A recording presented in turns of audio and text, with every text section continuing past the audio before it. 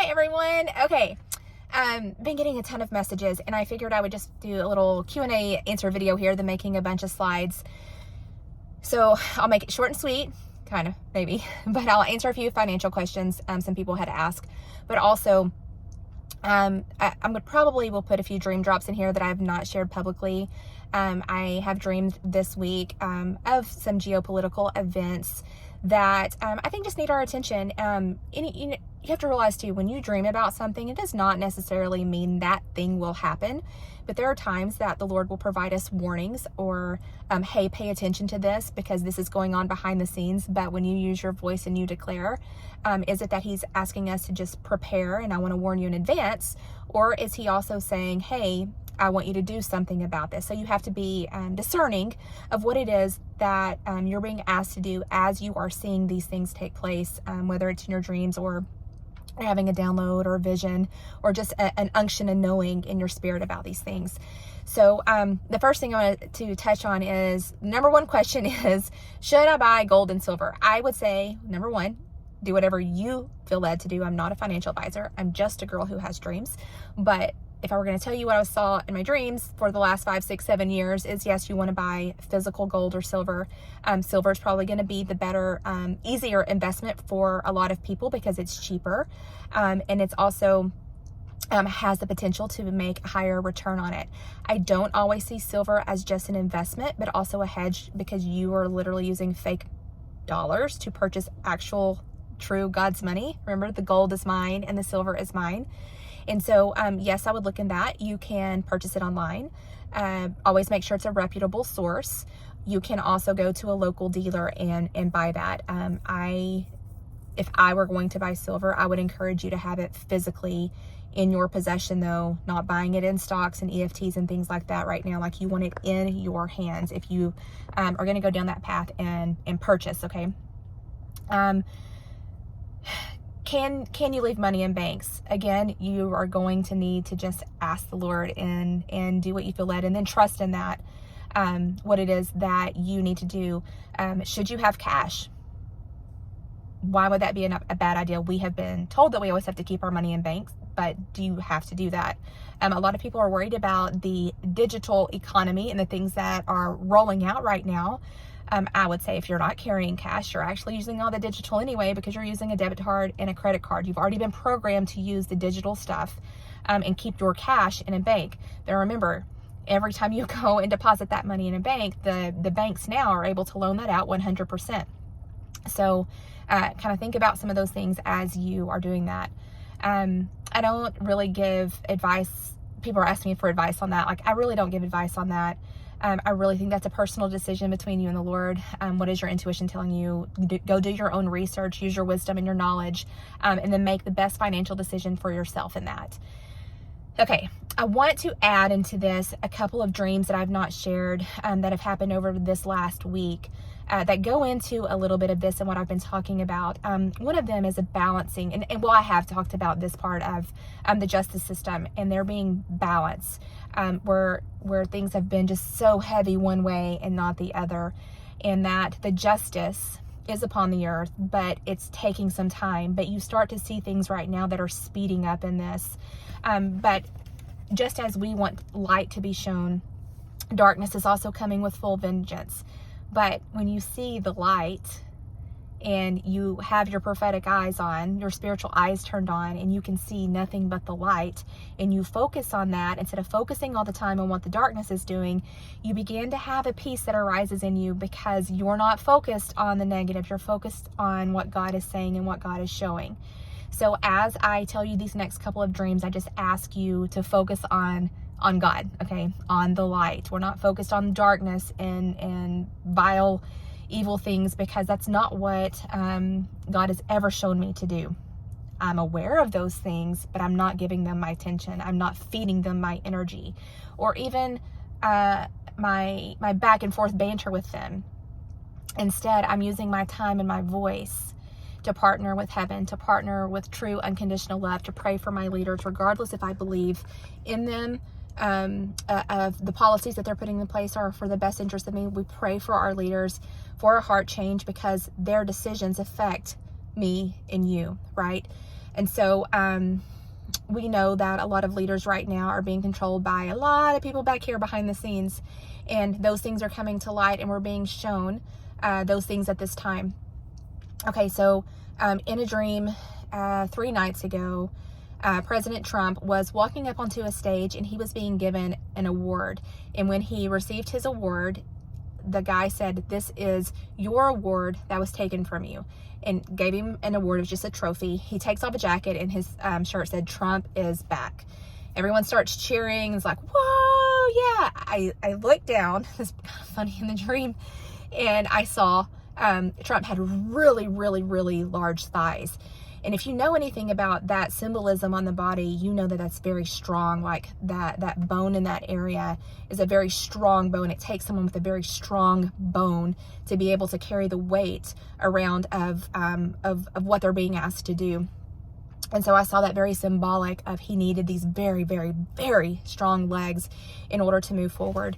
I turned and I looked, and I saw it was just straight chaos in America, though. Like, we know that it's divided right now. And what I saw was just complete brokenness. And it was almost as if when Trump turned around and he looked back at me, he had tears in his eyes and was like, "I'm going to really need help." And I could see the stress on him. He started to sweat a little bit. And I could feel the heaviness, because I could, if you're someone who dreams, you know that you can feel in dreams as well. So I saw, but I also felt the heaviness.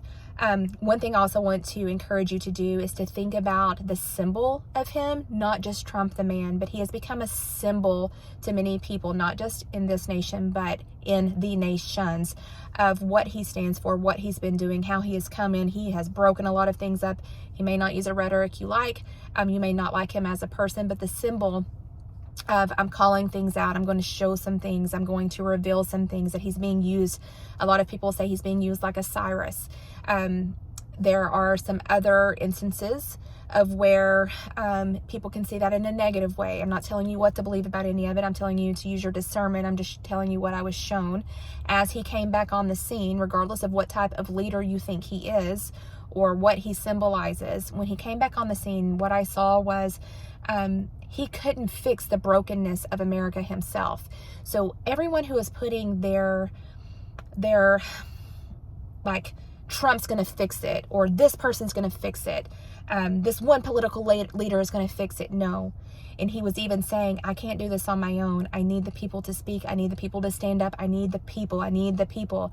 And remember, if you go back and you look at the book of Ezra and Nehemiah, Haggai, and you look at those from a historical standpoint, you will see that you had leaders step up and use their voices, but it was the people that came in behind them that built together, right? So it's going to take people using their voices to stand, their voices to build, their voices to declare. Your voice carries the frequency of heaven. So every time that you speak, are you speaking life, or are you speaking death? Are you partnering with love and light and God, or are you partnering with death and destruction and evil?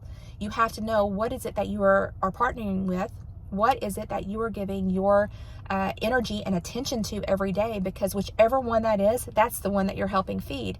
So there's a difference in being aware of what's going on, but then also feeding that because you're scared, or you're fearful, or you just don't know what's going to happen. And I just, and you get in these like panic places. When that happens, stop, pause, get centered again. Go to God and ask him, what is it that you would have me do? Okay, so after I saw the dream with him being back, the next night I actually had a dream that, before I share this, I'm not saying that this is literal. Could it be literal? Sure. But it's also metaphorical, and we see it going on already. So this is the second dream that I've had where there were Chinese troops actually on our physical land. And inside of that, the people weren't being harmed, but they were very much being corralled into these jurisdictions. Like you did not have the freedom to go and do whatever you wanted to do. Okay, so there were some freedoms and liberties that were being taken. That can be very literal, symbolic, metaphorical. But I remembered when I saw the troops coming down my street, I was told, just go sit down over there. I wasn't harmed. No one was mean to me. I didn't feel scared. I looked in a bag that I had, and I had silver bullion. That's just like a silver coin. And I remember pulling it out and going, oh, I need to exchange this with the Chinese soldiers. So there was a word in that too about exchanging my physical silver with China. Okay. And I looked around on the ground, and there were some people that had left. They were no longer in the same jurisdiction as me. Like certain people had been removed, and they had left their silver all over the ground, and I had gone to pick it up. And the soldiers were very excited about this and elated. They didn't want to harm me. They just wanted to talk to me. They wanted to exchange with me the things in which I was being given and that I knew to have on my person. And I remember I kept going, gosh, I wish I would have brought more with me. I wish I would have brought more with me. One of the things I woke out of that dream knowing was, remember when we say China, it's just like people in other nations who say America. And a lot of people don't like America because they see us as bullies, as Big Brother putting their thumb on people, controlling a lot of other nations, taking their resources, wars that have happened all over the world. We have to remember the same with China. Just because you have a thought process of maybe some of the leaders in China, the people are not necessarily that, right? Just like there are some leaders in my nation that I don't stand behind you. You're not our representative. My representative is God, and my sovereignty comes from Him, not from you. So always remember that too, because in the dream I was being shown, regardless of my nationality, I shared something with those Chinese people that needed to be understood at a very heart level of the unconditional love. And we were so excited to be exchanging with one another. I also felt it was very symbolic of the asset-backed currency that's coming through the BRICS nation, and China is one of the main nations that is leading that, and also pulling away from the SWIFT system, which is how the international money is changed right now. We know that system is old, dying, decaying. BRICS has their own that they will be rolling out and using. They've been piloting this in many of their nations for a while to have, interbank transfers on a different system than using the SWIFT system. And so I knew that was a part of the dream, but there was like so many different things that were rolled into it. Probably last year around this time, I had another one where China had invaded our land. And I remember at that time God saying, use your voice and declare those things don't have to happen, because the only invasion that I'm standing with is the invasion from heaven. The kingdom reset, not a great reset, not all those other things that all these other nations, and it's not even the nations, it's the people operating behind these nations that are wanting to implement and pull out.